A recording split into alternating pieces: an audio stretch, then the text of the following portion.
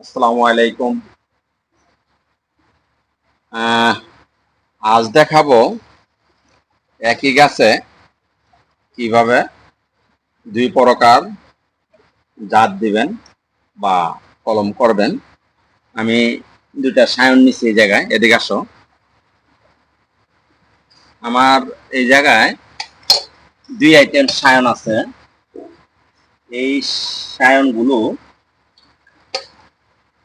এই সায়নগুলো 3 দিন আগে কাটা, আর 3 দিন পর আমি লাগাচ্ছি এটার। আর এই যে এই সায়নগুলো আপনার কাছে হয়তো বিশ্বাস নাও হইতে পারে, এই সায়নগুলো আরো 15 দিন আগে আমি কেটে রাখছি।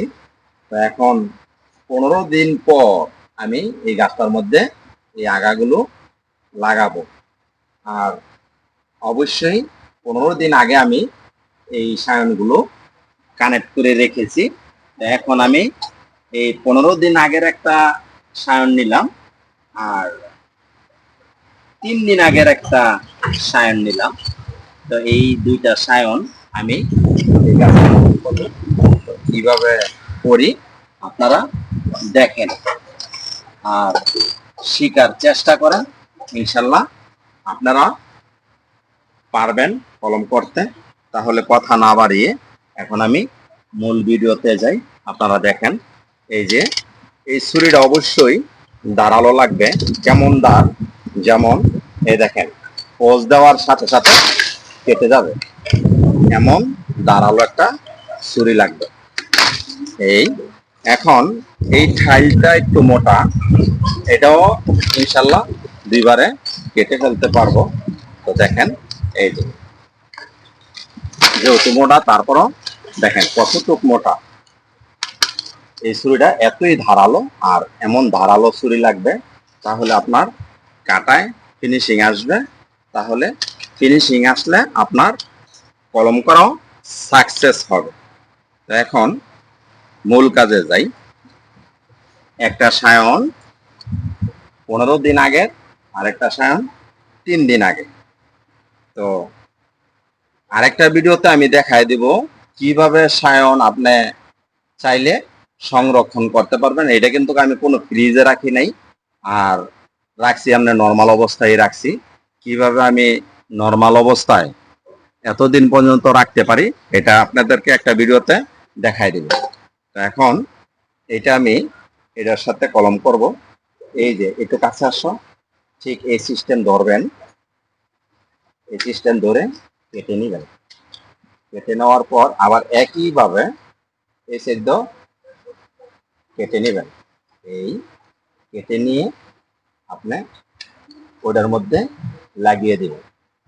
এখন ঠাইল যেহেতু মোটা, যাতে একটু জোরটা বেশি পায়, ওই ক্ষেত্রে আরেকটু আমি জায়গা বড় করে কাটবো। এই বড় করে কাটার উদ্দেশ্য হচ্ছে যেন এটার বাঘটা গাছটা নিতে পারে। এই সাইডটা প্রায় 2 ইঞ্চি পরিমাণ কাটলাম, আর এই সাইডটা 1 ইঞ্চির মতো হবে। তো এই এখন আপনারা দেখেন আমি এটার মধ্যে কিভাবে বেজায় দিচ্ছি। শুধু চামড়াটা কেটে নেবেন, চামড়াটাই যথেষ্ট।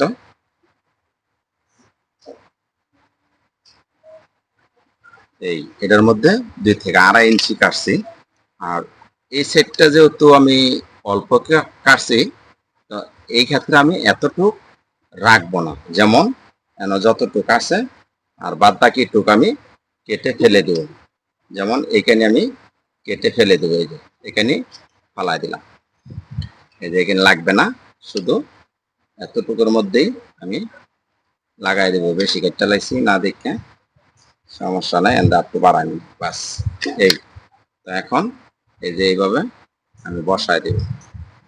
অবশ্যই এইভাবে চামড়াটা মিলাই নেবেন। প্রত্যেকটা ভিডিওতে আমি দেখাই যেন চামড়াটা আপনাদের মিলে।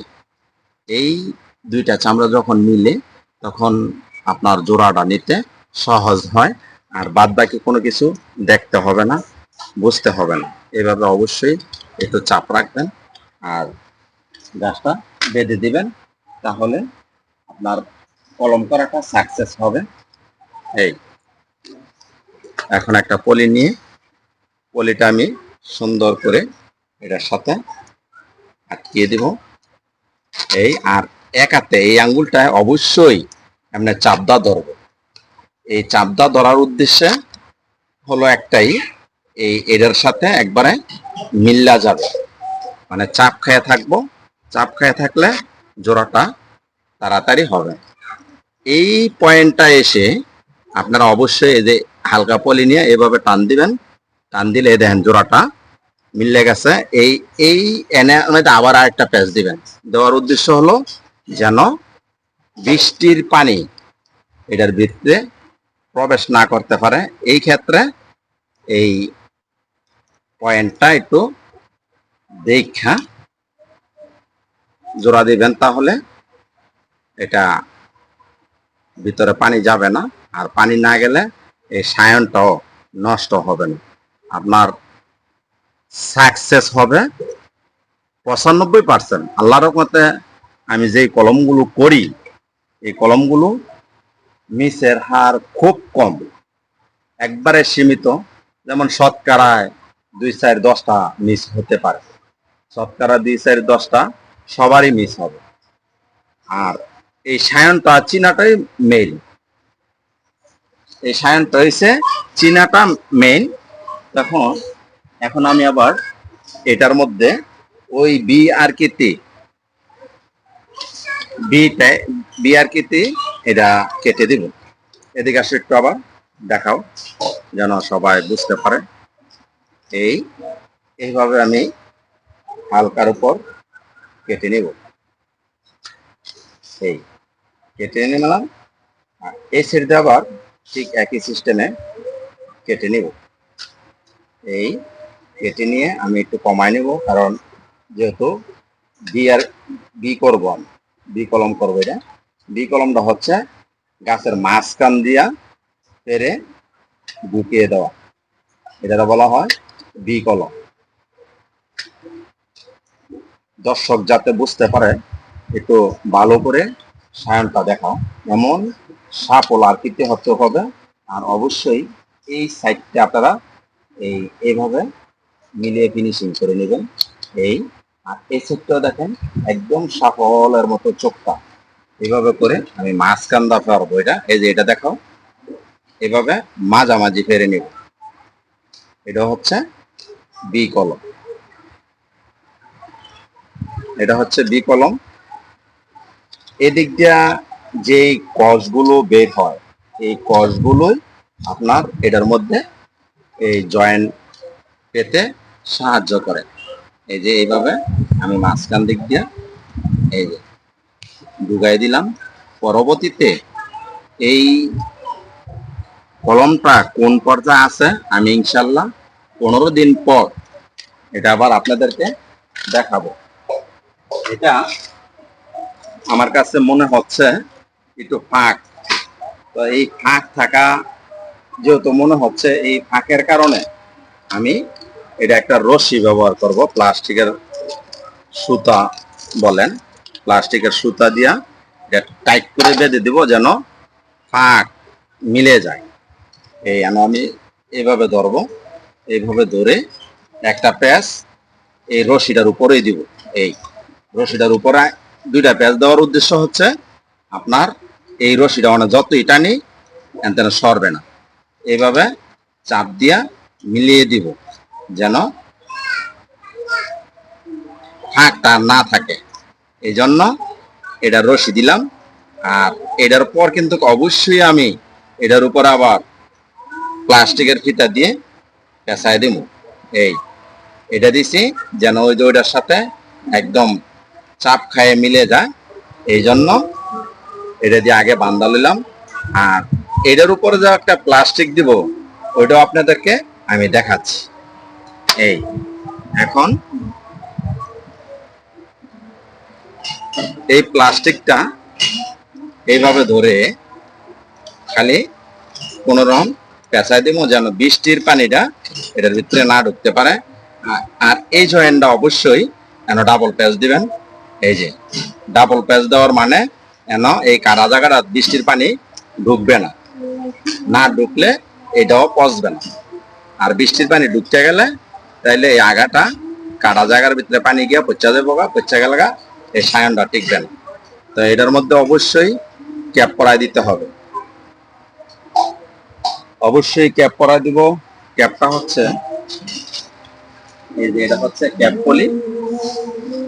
ক্যাপ পলিটা আমি এই মাথায় একটা বান দিয়ে নিই। এত বড় পলিটা ব্যবহার করবো না, একটু ছোট পলি আছে কিনা।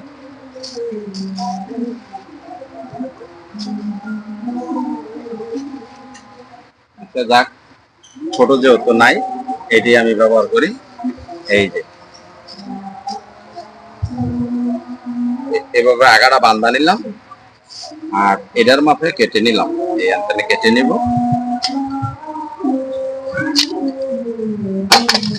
ঠিক এইভাবে আপনারা ভিতরে এভাবে ঢুকিয়ে দিয়া, এটার ভিতরে আপনার ফু দেওয়া যাবে না, এই ফু দেওয়া যাবে না। আপনি কি করবেন, এভাবে ফাঁক করবেন, ফাঁক করে ঢুকিয়ে দিবেন।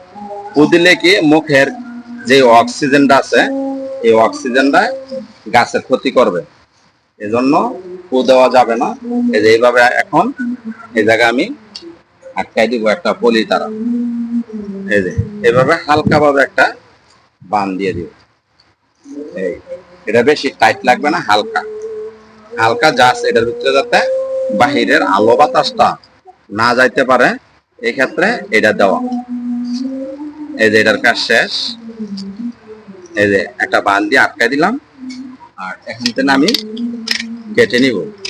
ঠিক একই সিস্টেমে ওইটার মধ্যেও আমি এইভাবে ক্যাপ দেব। ইনশাল্লাহ 15 দিনের মধ্যে ইনশাল্লাহ আমার চারা আসে 10 থেকে 12 দিনের মধ্যেই বা এক সপ্তাহ মধ্যেই আমার আসে। কিন্তু এটা আমি বলি যে 15 দিনের মধ্যে দেখাবো, কারণ 15 দিনের মধ্যে ইনশাল্লাহ হবে। কোনোটা আগা বের হইতে 20 দিনও সময় লেগে যায়। কিন্তু এই সায়ানগুলো খুবই মজবুত, সায়ানটি খুব ভালো, এই জন্য সর্বোচ্চ 10 থেকে 12 দিনের মধ্যে এটির মধ্যে ফল আসবে, এই জেমিন বের হবে। তো সবাই ভালো থাকবেন। আর আমার একটাই কথা, শেয়ার করে দিবেন যেন সবাই দেখতে পারে। আর কোনো কিছু জানার থাকলে কমেন্ট করবেন। তো সবাই ভালো থাকবেন। আসসালামু আলাইকুম।